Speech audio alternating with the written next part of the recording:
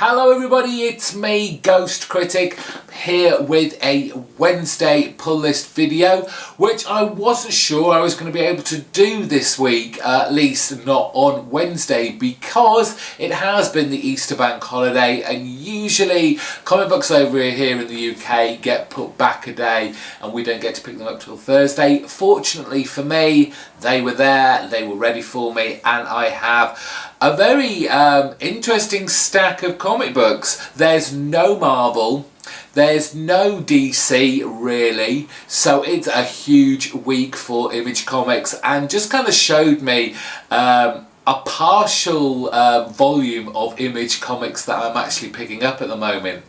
It's a lot. So let's crack on and I'll show you what I've picked up this week.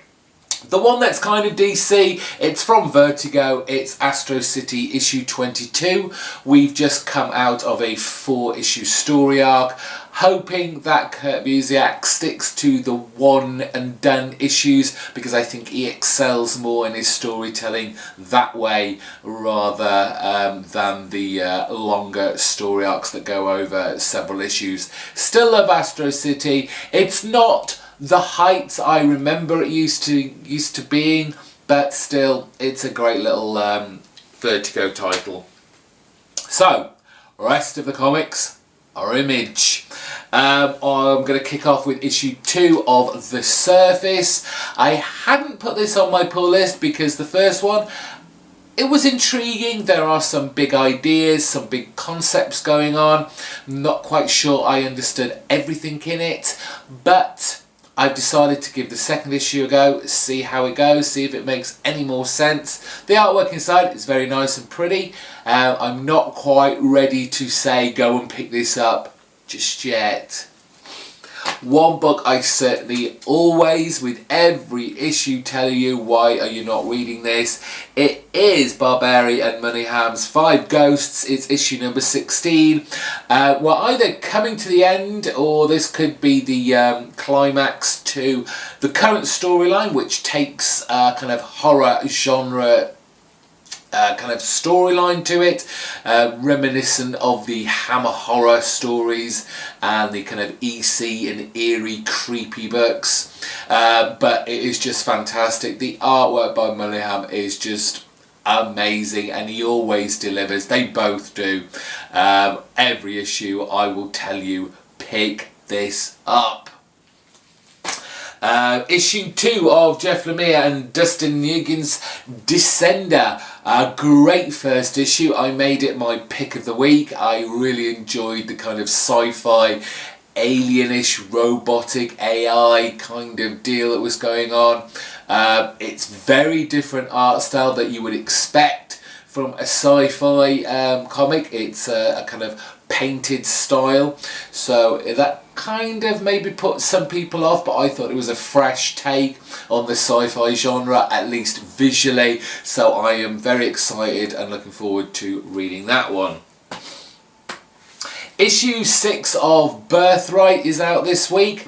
Their covers don't actually kind of pop out as well as most do. Fortunately, what's inside is much more exciting, and this for me was one of those kind of passed me by radar wise, and I looked at the cover of the first issue and thought, that's more probably for the younger readers, but in fact it's nothing like that. This is very, I wouldn't say it was very adult orientated, but it's much more for a grown-up audience than the covers would suggest. But still, I love it. Grant Morrison and Chris Burnham's Nameless. This is issue number 3. Another great sci-fi Image title, but with it Grant Morrison throwing in the mix. You've got that kind of occult mythology kind of bent to it, which just makes it that much more exciting and that much more intriguing and interesting.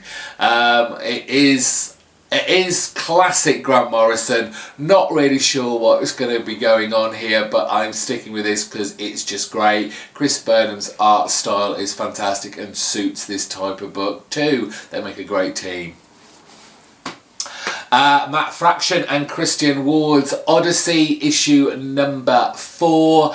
This is the kind of psychedelic, gender-bending retelling of the classic Homer's Odyssey. It is, and I've said this before, you probably would be better having a background of the original text because it can get a little bit confusing.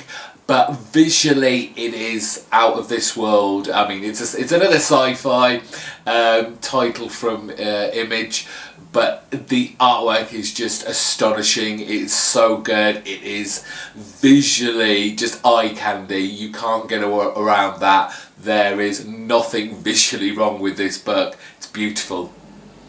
It is. Finally, we have issue 27 of Saga. This has been lifting back up again to its heady heights of when it first started.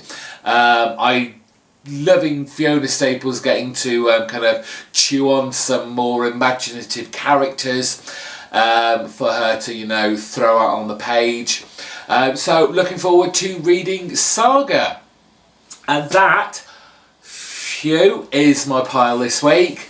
If you're interested in knowing what I thought about what's inside them, got a couple of days to read those, and on Friday I will put up my main Friday comic book review video, and not long after it I will be putting up my pick of the week, depending on what I thought was the best out of that pull list. So if you ain't subscribed yet, why not? Hit the subscribe button, you won't miss out on any more of my videos. Give this video a big thumbs up, show me you liked it and appreciate all my efforts. And in the comment section down below, let me know what other books that you picked up this week. If you're looking forward to any of the books that I've picked up, I know there's a slew of Convergence titles from DC came out this week. Not picking up any of them. I'm a Marvel Secret Wars man, so wait for that to start. Until Friday, thank you all for watching. I will see you soon. Bye bye.